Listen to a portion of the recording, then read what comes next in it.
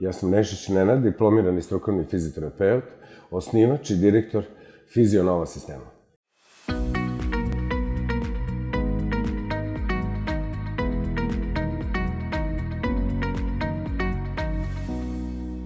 Naša vizija je da postanemo vodeći centar inovativne medicinske terapije koja podrazumeva primjenu najsavremenijih medicinskih znanja i opreme u cilju unapređenja kvaliteta života naših pacijenata.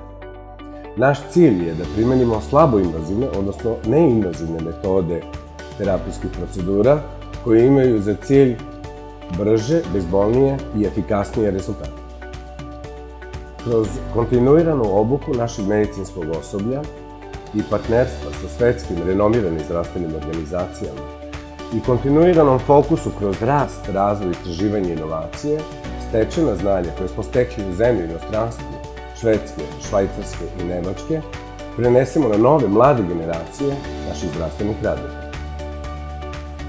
Danas smo jedini licencirani fizioterapeutski centar od strane Ministarstva prosvete i obrazovanja, kao i Agencije za licenciranje, da možemo da osposobljavamo medicinske radnike kroz primjenu manuelnih metoda u rešavanju različitih dijagnostika i disfunkcija.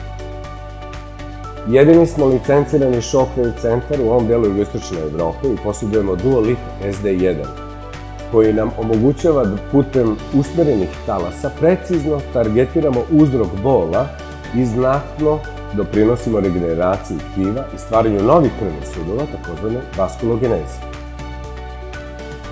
Ovaj terapijski protokol nam omogućava da naši pacijenti osetaju duplo brži oporavak i rapidno smanjenje bola, što može već da se primeti u prvoj nedelji nakon početka tretmana.